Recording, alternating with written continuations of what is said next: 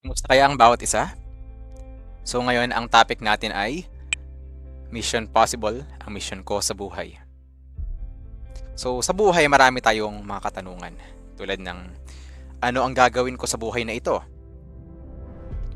Bakit ako nabubuhay? At bakit ko kailangang mag-aral? So sa panahon ngayon, maraming kabataan na ang nawawalan ng ganang mag-aral dahil nahihirapan sila sa online dahil mahina yung internet connection, hindi nila makita yung mga kapwa nila mag-aaral at kaibigan at lalo na sa module, hindi nila lubos na matutunan ang mga topics sa mga subjects nila. Kaya ang nangyayari, mga magulang na yung nagsasagot ng kanilang module. Hindi na nila maramdaman yung halaga ng pag-aaral.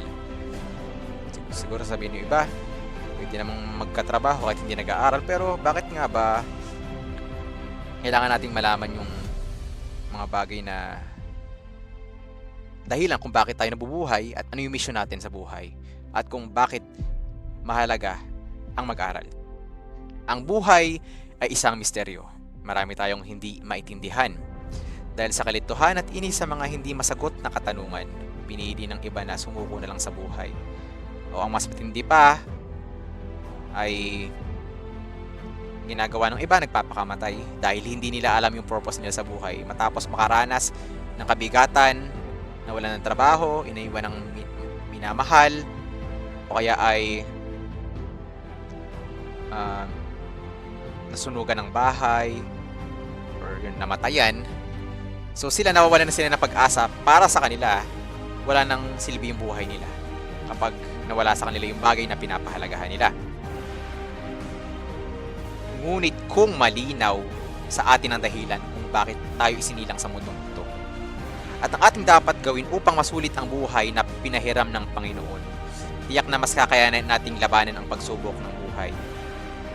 Kapag tayo ay ipagkakilala sa Diyos, malalaman naman natin o makikilala yung ating purpose sa buhay kasi sa Kanya nagmula ang buhay. At ito nga, tunay na hiram lamang natin sa Diyos. Kasi, hindi naman tayo nabuhay ng sarili ng nating desisyon. Tayo ay nilikhang lahat. At yun, kapag nalaman natin kung gaano tayo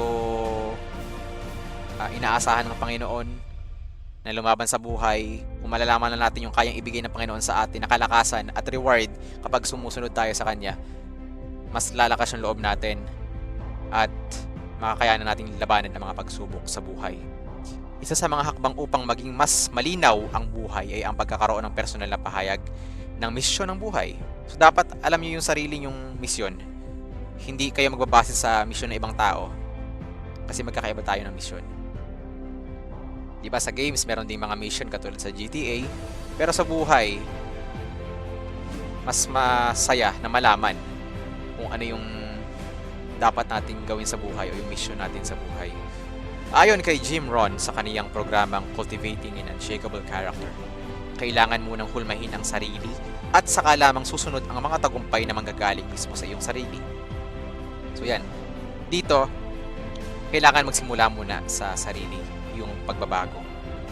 Kailangan muna nating mamold yung ating character, yung ating attitude. Diba? Ang personal na pahayag ng misyon sa buhay ay ang magiging mapa na gagabay sa atin upang maging matagumpay sa buhay. So, kasabay ng paghuhulma sa atin ng Panginoon or ang pagkakaroon natin ng mga kaalaman sa mga bagay-bagay hanggang tayo lumalaki, dapat nalalaman din natin yung ating mga naisin, yung aayon sa ating kakayanan at mga laman ng puso natin. Ang personal na pahayag ng mission sa buhay ay ang magiging mapa. So nga kaya siya sinabing magiging mapa kasi magiging guide natin. Hindi tayo nabubuhay ng hindi tayo sigurado or hindi tayo nabubuhay ng wala tayong patutunguhan. Hindi katulad ng mga atheist na pag namatay sila, yun ay end ng buhay nila. Wala silang pinaniniwalaan na pangalawang buhay. So sa kanila, parang ang buhay, ano lang, parang for satisfaction, pag yumaman, maging successful, yun na yun. Kaya kung mamatay man sila, hindi nila ito dito big deal sa kanila. Sinulat naman ni Tawiki noong 2013 na ang personal na pahayag ng misyon ng buhay ay tungkol sa kahulugan ng buhay. Ano nga ba ang buhay? Kung ito ay malinaw sa atin, tiyak na magiging malinaw kung paano natin ipapamuhay ang ating buhay. So yung ibang tao, yung kanilang pamumuhay ay ipinamumuhay nila sa paraan na unti-unti nilang pinapatay ang kanilang sarili katulad ng mga bisyo, drugs, sigarilyo, alak, at iba pa. Sinabi rin ni Stawiki na ang ating misyon ay hindi kailangang enggrande, hindi rin natin kailangang maging bayani upang sagipin ang sangkatauhan. So yan, ako tinamaan din ako dito. Ako ay sanay ng nahihirapan na tumutulong sa ibang tao. Pero hindi sa lahat ng pagkakataon ganun na lagi kang tutulong na ng sarili mo na papabayaan mo na hindi ka makahindi sa mga tao.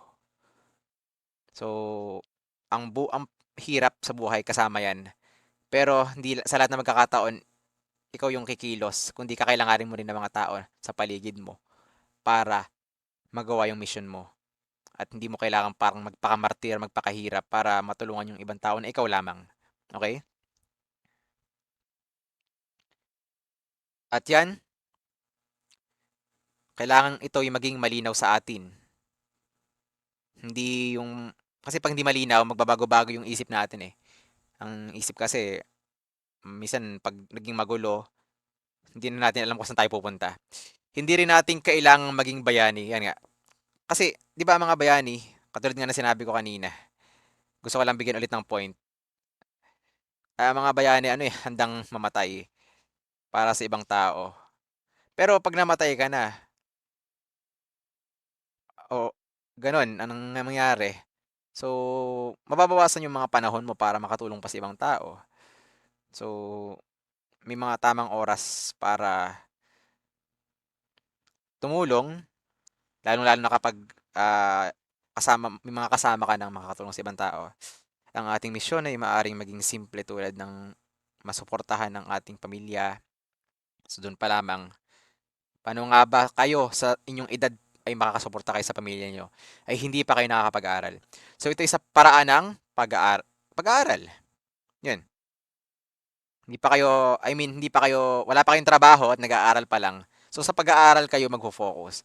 Yung simpleng, actually hindi to simple eh. Yung pag-aaral ng mabuti, pagkakaroon ng mataas na grades, yan ay inyong paraan upang masuportahan ng inyong pamilya. Pag nagkaroon ka ng mataas na grades, nagiging proud sila. Hanggang level up kayo hanggang college, baon-baon nyo yung mga mataas na grades. O kung hindi man mataas, okay lang. Basta ginawa nyo yung best nyo, pasado kayo. At pag dumating sa pagkakataon na patuloy kayo nag-aral ng mabuti, makakuha kayo ng magandang trabaho. At doon, magsisimula na yung makasuporta kayo financially.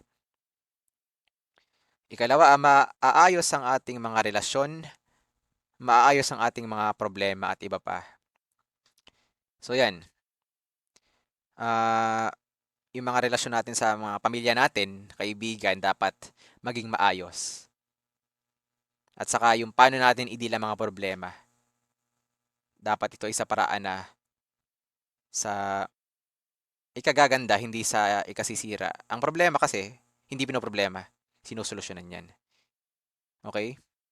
Kasi pag problema, mas bibigat yung dibdib natin. Saka sakit sa ulo talaga.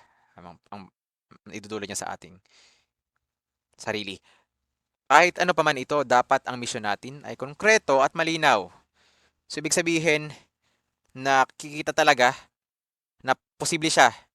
Attainable ba? Yung ganun. Ibig sabihin possible to reach at syempre, pag nalaman ng ibang tao yung mission mo, may imagine agad nila to, makikita nila. So, yun ay malinaw. Ngunit tandaan na ang pagbuo nito ay hindi nagagawa ng isang upuan lamang. Totoo to. Katulad ng pagdiskubre natin ng layunin ng ating buhay, ang pagbuo ng ating personal na pahayag ng misyon sa buhay ay maaaring isang pagdiskubre din, isang eksplorasyon na nangangailangan ng mahabang oras. So sa edad nyo, maaaring hindi nyo pa alam ang mission nyo talaga sa buhay. So yung iba, ang mission sa buhay ay tumulong sa mahihirap na tao dahil lumaki sila sa mahirap na pamilya. So, ninais nilang, for example, maging politiko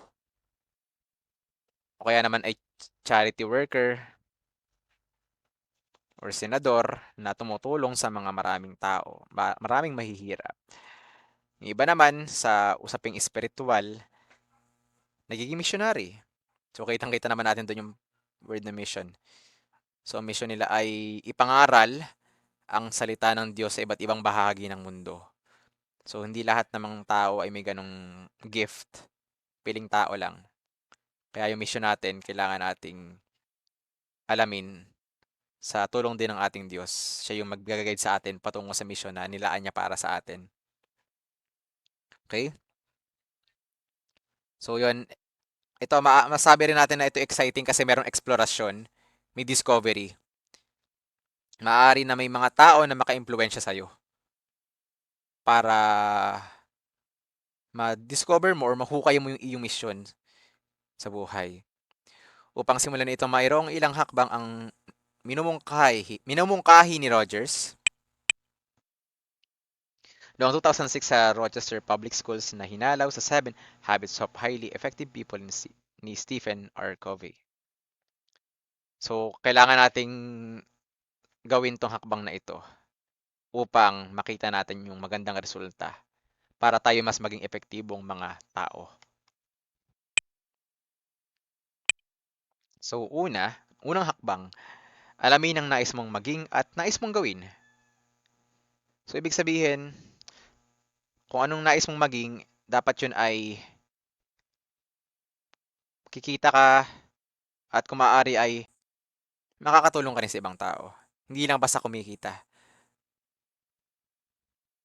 Kasi ako, katulad nga, nais ko maging teacher. So, bukod sa kumikita ako, nakakatulong ako sa mga estudyante. Sana nga lang lahat ay nagpapatulong, estudyante. Pero yun, iba ring gusto kong gawin ay gumawa ng music para sa ibang tao, magbigay ng entertainment, or magbigay ng mga magandang mensahe inspired by God through music.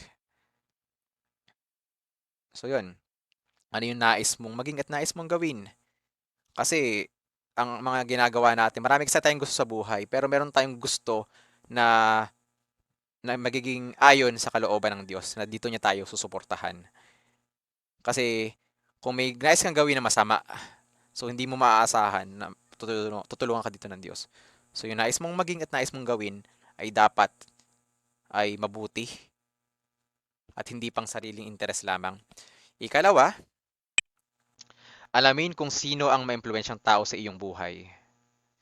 Ito ba'y iyong pamilya, kaibigan, or katrabaho? Kasi malaki yung nagiging puwang nila sa iyong misyon sa buhay. Maaring matulungan ka nila, madiskubre ang iyong misyon, or ma-develop ang iyong kakayahan para sa misyong inilaan sa iyo ng Diyos. Ikatlo, alamin ang mga papel na nais mong gampanan sa iyong buhay. Ano yung gusto mong maging role?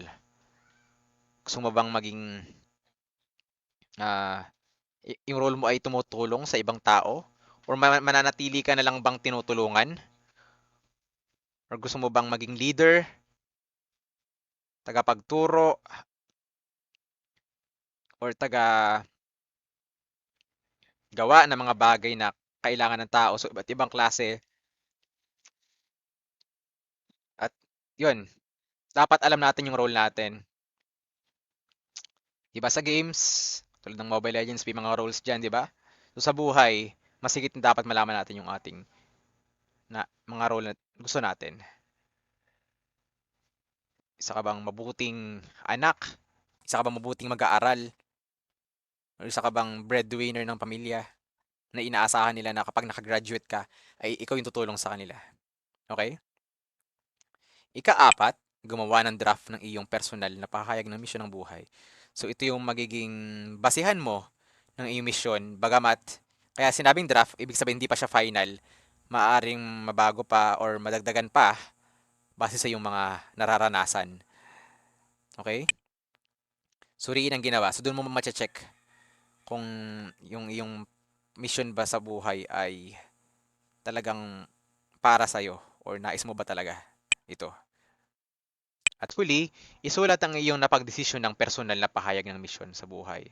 So ito yung pagpa-finalize.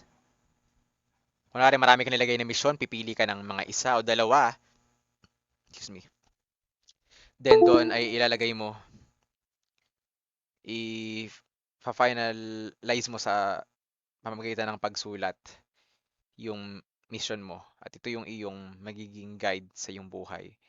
So, ang pinagkaiba ng goal sa mission or misyon, ang goal, yan ay mas maikli, short term. Pero pag mission, pang habang buhay ito, hanggat nabubuhay ka. For example, goal kong maging mayaman or goal kong maging public teacher after kong mag-retired. So, tapos na yung goal ko. Parang ganun. Pero yung mission, kahit mag-retired ka na, matanda ka na, hindi ka na makalakad, pwede mo pa rin gawin. Or pwede mo namang ipasa sa sunod na henerasyon, ituro. Okay? Let's continue. Ang personal na pahayag ng misyon ng buhay ay isa lamang paraan upang magkaroon ng linaw ang desisyon ng ating buhay. O dapat kilala nyo ang sarili nyo sa mga desisyon na ginagawa ninyo, hindi desisyon ng ibang tao para sa inyo. Ngunit kahit anong pagpaplano ang ating gawin at wala tayong relasyon sa Panginoon, na siya may akda ng buhay, wala ring saysay ang ating pagpapagal. Totoo yan. Pag wala kayong sariling relasyon sa Diyos, sa Panginoon. So yung ating mga mission natin, mahina ang pundasyon. Na kapag nahirapan kayo, nagkaroon ng pagsubok, maaring kayo ay manghina kaagad or sumuko. Kasi kapag ang ating Panginoon ang ating pinaka-inspirasyon, so hindi tayo mawawalan basta-basta ng pag-asa kasi siya yung Diyos eh. Siya yung makapangyarihan. Kaso lang ang mga tao, walang time para sa kanya. Easy go lucky lang. Para sa kanila ang Diyos, basta Diyos lang, parang genie, hihiling lang kapag kailangan or may problema. Pero walang sariling relasyon. Walang personal na pagkakilala. So ako, nung ang relasyon ko sa Panginoon ay hindi pa ganun ka-close.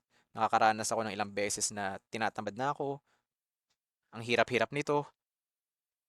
Gusto ko na sumuko. Pero kahit ako, kahit tumakas ako na tumakas sa Diyos, napakasarap lang malaman na hindi niya hinahayaan akong mawala sa Kanya.